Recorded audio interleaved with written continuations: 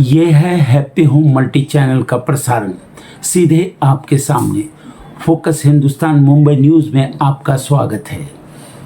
मैं हूं माजिद सिद्दीकी। दुआ सलाम, आदाब, जय भीम। दुनिया बदल रही है, देश वही है, वही रहेगा। हक और हकीकत को बताने वाले खामोश बैठे हैं। आने वाला वक्त ही बताएगा। वीडियो को आखिर तक देखिए। आज की ख़ास खबरें। सबसे पहले फोकस हिंदुस्तान को सब्सक्राइब करें, लाइक के साथ शेयर करें और अपने कमेंट ज़रूर भेजें।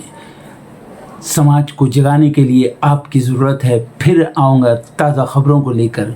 माजिद सिद्दीकी, जय हिंद।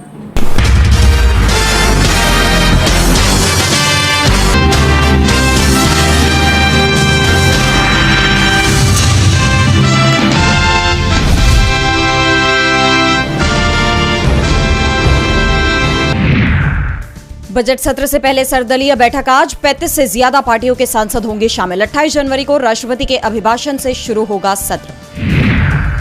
कांग्रेस संसदीय दल के रणनीति समूह की आज बैठक। सीपीपी अध्यक्ष सोनिया गांधी के आवास पर आयोजित की गई बैठक। बजट सत्र को लेकर कांग्रेस की रणनीति पर होगी चर्चा। शंकराचार्य के अपमान में इस्तीफा देने वाले मजिस्ट्रेट सस्पेंड। शासन ने कमिश्नर को सौंपी जांच। अविमुक्तेश्वरानंद बोले अफसर को धर्म का बड़ा पद देंगे। कुमार विश्वास ने शंकराचार्य अविमुक्तेश्वरानंद से मांगी माफी। क्रोध त्यागने का किया अनुरोध। कहा संतों के प्रति मर्यादा और जिम्मेदारी बनाए रखना जरूरी। बीजेपी नेता गणेश नाइक ने शिंदे का वजूद खत्म करने की कही बात। शिवसेना नेता ने दिया अल्टीमेटम। संजय शिरसाट ने कहा शिंदे को कम नहीं आंका जा सकता। यूजीसी पर इस्तीफा देने वाले बरेली सिटी मजिस्ट्रेट ने डीएम पर लगाया आरोप। कहा बरेली डीएम आवास पर मुझे बंधक बनाया गया। सरकार ने किया खंडन। यूजीसी के नए नियम के खिलाफ बीजेपी युवा मोर्चा नोएडा महानगर जिला उपाध्यक्ष ने दिया इस्तीफा। यूजीसी के नए नियमों को बताया सवर्ण जातियों के बच्चों के खिलाफ। बीजेपी का बड़ा आरोप। राहुल गांधी ने नहीं पहना नॉर्थ ईस्ट का पटका। कांग्रेस का जवाब। राजनाथ सिंह ने भी नहीं पहना। दावा राहुल ने राष्ट्रपति का प्रोटोकॉल तोड़ा। गैंगस्टर गोल्डी बराड़ के माता पिता अरेस्ट। अमृतसर के होटल से पकड़े टीचर से 50 लाख रंगदारी मांगने के मामले में हुई कार्रवाई। सपा प्रमुख अखिलेश यादव का बीजेपी पर बड़ा हमला। कहा बीजेपी की डिवाइड करने की पॉलिटिक्स। ये यूपी में भी हारे हैं, लोकसभा में और बंगाल में भी इस बार हारने जा रहे हैं। अमेरिका की खुली धमकी। F-35 डील नहीं हुई तो कनाडा के एयरस्पेस में भेजेंगे फाइटर जेट। नोराड डील पर मंडराया संकट। ईरान पर अपने एयरस्पेस से हमला नहीं होने देंगे। मिडिल ईस्ट में तनाव के बीच यूएई का बड़ा बयान। मुस्लिम देश ने तटस्थता और क्षेत्रीय स्थिरता के प्रति अपनी प्रतिबद्धता को फिर से दोहराया। यमन पर हमारे बीच मतभेद, लेकिन यूएई के साथ रिश्ते जरूरी। सऊदी अरब के बदले सुर। संबंध सुधारने के दिए संकेत। पाकिस्तान फैला रहा झूठ। संयुक्त राष्ट्र में भारत ने ऑपरेशन सिंदूर पर पाक आर्मी चीफ मुनीर के प्रोपेगेंडा की उड़ाई धज्जियां। कहा यूएनएससी पाकिस्तान के लिए आतंकवाद को वैध बनाने का मंच नहीं बन सकता। अमेरिका का हुक्म बहुत मान लिया। वेनेजुएला के अंतरिम राष्ट्रपति रोड्रिगेज ने दिखाए सख्त तेवर। कहा हम अपने मसलों को खुद ठीक कर सकते हैं। भारत और यूरोपीय संघ के बीच मदर ऑफ ऑल डील्स। आज ऐतिहासिक समझौते का ऐलान मुमकिन। दोनों के व्यापार और रणनीतिक साझेदारी को मिलेगी नई मजबूती। कनाडा के पीएम मार्क कार्नी का मिशन भारत। दोनों देशों के बीच हो सकती है 25,000 करोड़ रुपए की यूरेनियम डील। एआई के समझौते पर हस्ताक्षर कर सकते हैं कार्नी। सरकारी बैंकों में आज हड़ताल। नकद लेन देन और चेक क्लियरेंस जैसे नहीं होंगे काम। United forum of bank unions ने किया है हड़ताल का ऐलान। ग्राहकों को ना हो गई परेशानी। यूनियन की हड़ताल को लेकर बैंकों को मिला निर्देश। छुट्टियों के बाद प्रदर्शन से लगातार चौथे दिन तक बैंक बंद। गरीब राज्य और गरीब हो जाएंगे। मोदी सरकार के नए कानून। वीबीजी रामजी पर नोबेल विजेता अभिजीत बनर्जी की बड़ी चेतावनी। गिनाई कमियां।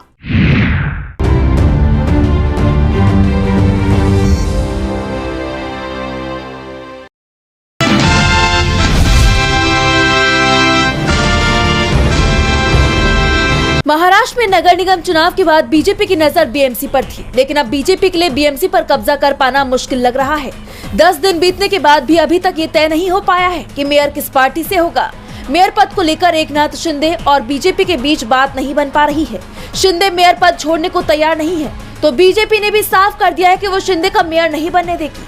ऐसे में शिंदे काफी आक्रामक दिखाई दे रहे हैं और अब कांग्रेस और शिंदे गुट ने कई जगह हाथ मिला लिया है। मीरा भयंदर ने इस नए मोर्चे को नाम दिया है Mira Bhayandar city development front, यानी शहर विकास आघाड़ी।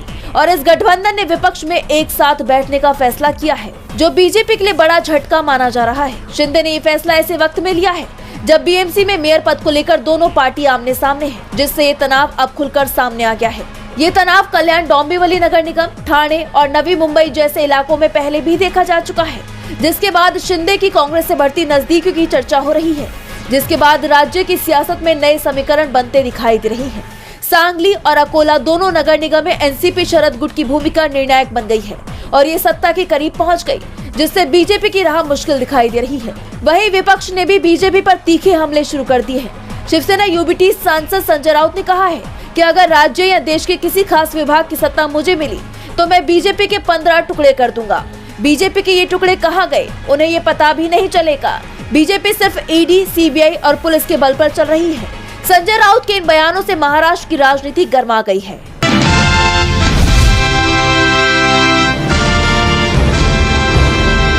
शिवसेना यूबीटी सांसद संजय राउत ने बीजेपी और शिवसेना शिंदे गुट पर जोरदार हमला बोला है। उन्होंने एक ऐसा बयान दिया जिसकी चर्चा तेज हो गई है। दरअसल राउत ने बड़ा बयान देते हुए कहा कि अगर राज्य या देश के किसी खास विभाग की सत्ता मुझे मिली तो मैं बीजेपी के 15 टुकड़े कर दूंगा। बीजेपी के ये टुकड़े कहाँ गए ये उन्हें पता भी नहीं चलेगा। बीजेपी सिर्फ ईडी, सीबीआई और पुलिस के बल पर चल रही है। बीजेपी एक प्रवृत्ति है, उसके साथ लड़ा जा सकता है।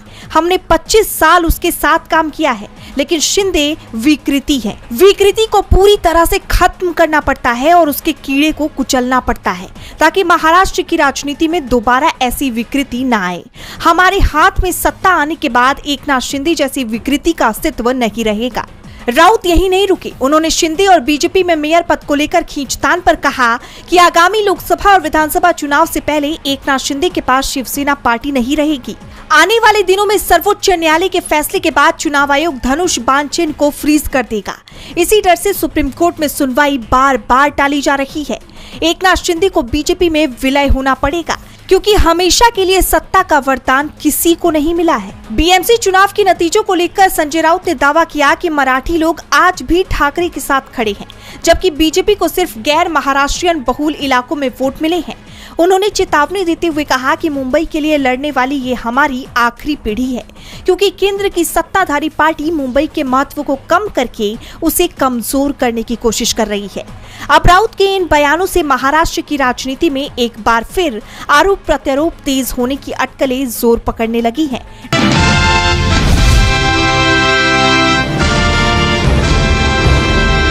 महाराष्ट्र में सरकार पहले से ही नगर निगम चुनाव को लेकर परेशानी में दिखाई दे रही थी। इस बीच किसानों ने सरकार के खिलाफ मोर्चा खोल दिया है, जिससे सरकार की परेशानी बढ़नी तय मानी जा रही है। महाराष्ट्र में अपनी मांगों को लेकर किसान विरोध प्रदर्शन कर रहे हैं। इस बीच सरकार और आंदोलनकारी संगठनों के बीच का टकराव और तेज होता दिखाई दे रहा है। नासिक के किसानों और मजदूरों की अलग अलग लंबित मांगों की तरफ सरकार का ध्यान खींचने के लिए अखिल भारतीय किसान सभा के जरिए लाल तूफान पदयात्रा का आयोजन किया गया, जो 25 जनवरी को नासिक पहुंची। इस पदयात्रा में हजारों किसान और आदिवासी शामिल हुए और जमकर नारेबाजी की गई। इस दौरान किसानों में आक्रोश देखने को मिला। पूरे शहर में किसानों की गूंज सुनाई दी।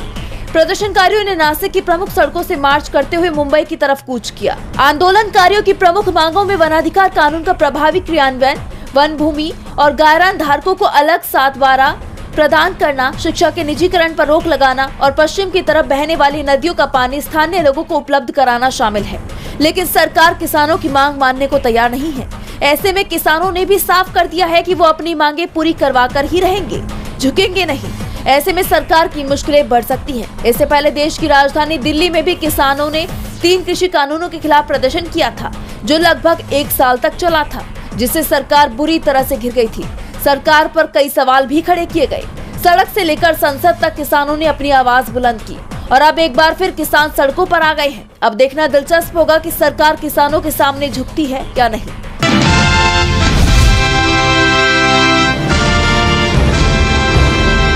पश्चिम बंगाल में विधानसभा चुनाव से पहले सियासी पारा हाई हो गया है। एक तरफ बीजेपी और टीएमसी के बीच तकरार बढ़ती ही जा रही है, तो दूसरी तरफ सोशल मीडिया पर वायरल हो रहे एक वीडियो ने राज्य की सियासत को और गर्मा दिया है। दरअसल इस वीडियो में दक्षिण 24 परगना जिले के बीजेपी उपाध्यक्ष संजय दास ने सीएम ममता बनर्जी के खिलाफ बेहद आपत्तिजनक भाषा का इस्तेमाल किया है। उन्होंने सीएम ममता बनर्जी को लेकर कहा है कि ये चुड़ैल बंगाल पर राज कर रही है, इसका सिर तलवार से काट देना चाहिए। उनके इस बयान को लेकर अब टीएमसी आग बबूला हो गई है। पार्टी ने एक्स पर पोस्ट किया कि बीजेपी नेताओं को खुलेआम आपराधिक गतिविधियों में लिप्त होने का अधिकार मिल गया है। भाजपा की परिक्रमा सभा में मथुरापुर ओडी के उपाध्यक्ष संजय दास ने एक तलवार सौंपी। हमारे माननीय अध्यक्ष को डायनी करार दिया गया और खुलेआम उनकी गर्दन कलम करने की मांग की गई। लोकतांत्रिक रूप से चुनी गई महिला मुख्यमंत्री के खिलाफ सार्वजनिक रूप से जान लेने का आह्वान किया गया।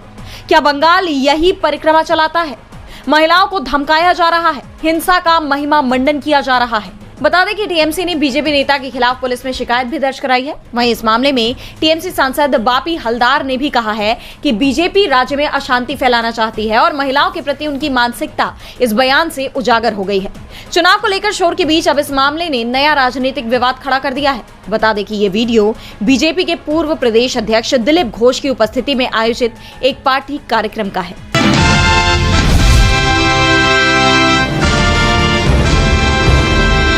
शंकराचार्य अविमुक्तेश्वरानंद को संगम में स्नान करने से रोकने को लेकर शुरू हुआ विवाद लगातार बढ़ता जा रहा है।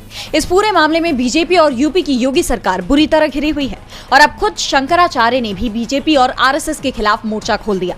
शंकराचार्य ने चेतावनी देते हुए कहा है कि सनातनी हिंदुओं को ऐसी राजनीति करने वालों को सबक सिखाने का समय आ गया है। आरएसएस पर गंभीर सवाल उठाते हुए उन्होंने कहा कि संघ ने कभी भी 4 पीठों के असली शंकराचार्यों को अपने मंच पर स्थान नहीं दिया। इसके बजाय वे कार्यकर्ता शंकराचार्यों या फर्जी शंकराचार्यों से काम चलाते हैं जो उनके इशारों पर उठते बैठते हैं। राम मंदिर और राम सेतु जैसे आंदोलनों में असली शंकराचार्यों के नाम का फायदा तो लिया गया, लेकिन संघ को हमेशा चाटुकार और विवेकहीन नेतृत्व ही पसंद आया। उन्होंने साफ कहा कि अब सनातन या शंकराचार्य को कोई खतरा नहीं है, बल्कि खतरा उन दलों को है जो सनातन खतरे में है का नारा देकर हिंदुओं के वोट बटोरते थे। यही नहीं, बल्कि उप मुख्यमंत्री केशव प्रसाद मौर्य को लेकर भी शंकराचार्य ने बीजेपी पर गंभीर आरोप लगाए और कहा कि अगर केशव मौर्य का बस चलता तो वो कब का हमें नहलाकर चले गए होते। उनको डांटा जा रहा है, यहाँ आने नहीं दिया जा रहा। एक समझदार नेता को दबा दिया गया। जैसा कि आप जानते हैं कि डिप्टी सीएम केशव प्रसाद मौर्य ने इस पूरे विवाद पर शंकराचार्य अविमुक्तेश्वरानंद से माफी की मांग करते हुए स्नान करने की अपील की है। विपक्ष तो इस मामले में पहले से ही शंकराचार्य के समर्थन में उतरा हुआ था और अब इस पूरे मामले में बाकी तीनों शंकराचार्य ने भी खुलकर समर्थन किया है। द्वारका शारदा पीठ के जगत गुरु शंकराचार्य स्वामी सदानंद सरस्वती महाराज ने शंकराचार्य अविमुक्तेश्वरानंद का खुलकर समर्थन करते हुए कहा कि 3 शंकराचार्य अविमुक्तेश्वरानंद के समर्थन में है। प्रशासन उनका सर्टिफिकेट मांगने वाला कौन होता है? उसे कोई अधिकार नहीं। उन्होंने निर्दोष ब्राह्मणों के साथ जो निर्दयता से मारपीट की है वो बेहद निंदनीय है। माघ मेला प्रशासन और अविमुक्तेश्वरानंद के बीच 9 दिन से विवाद चल रहा है। इस मामले में प्रशासन की तरफ से लिए गए फैसलों ने अब इसे और गरमाने का काम कर दिया है, जिसके चलते विपक्ष के बाद बाकी 3 शंकराचार्य भी अविमुक्तेश्वरानंद के समर्थन में उतर आए हैं। अब देखना यह होगा कि ये विवाद आखिर किस मोड़ पर जाकर खत्म होता है।